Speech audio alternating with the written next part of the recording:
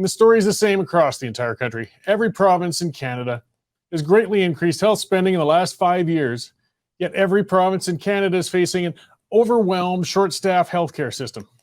People are dying while waiting for specialized treatment or diagnostics. Family doctors are nearly impossible to find.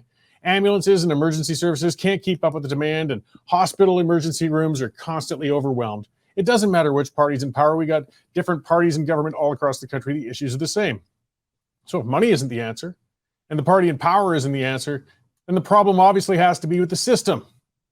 Any politician questioning Canada's sacred healthcare system, though, is committing a form of blasphemy. Unions, pundits, and academics will pour from the woodworks and condemn the offender for daring to question the perfection of the Canadian system if they do. Eager legacy media outlets, of course, will jump into the mix and feed the fires with dire images of people suffering for lack of care in the United States. And they'll interview somebody from south of the border who's going to offer a sob story on how they lost their retirement and their home due to medical bills from an emergency hemorrhoid surgery or something like that. The politicians who set things off will then duck his or her head, and head for cover and won't bring the subject up again. And nothing changes. It has to stop. Canadians have to stop falling for the fear-mongering from the defenders of the status quo. Liberal and NDP politicians have accused Conservatives of wanting to dismantle the universal healthcare system since it was created. Yet not once has a Conservative government done anything to threaten the universality of the system. Well, many have had majority mandates where they could have done so at any time. I remember well with Ralph Klein, they were always saying he was going to privatize it all. It never happened. So if it's hollow fear-mongering from the left, so why do they do it? Well, it's because it works every bloody time. Canadians have been trained for decades to believe we have the best healthcare system on the planet, and the only alternative system is the American one. That's utter bunk.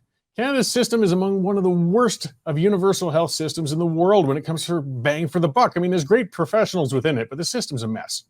And there's dozens of other systems in the world besides the American one. We need to have frank discussions on the system and must look at models that are outperforming ours.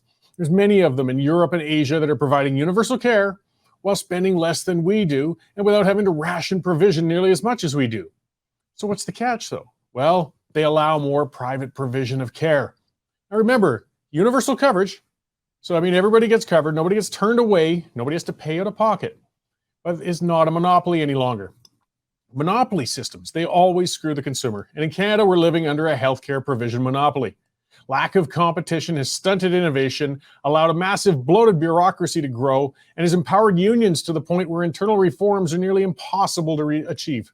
The care is too centralized and hospital-centric, and they're bursting at the seams. But if you try to take services out of a hospital setting, you're going to raise the ire of the unions who rely quite well on those big union hospital environments. In Alberta, the NDP are raising the specter of privatized healthcare in the election. They're running commercials showing a person reaching into their wallet for a credit card while checking in a clinic. And this tactic is standard from the left, and it's unsurprising.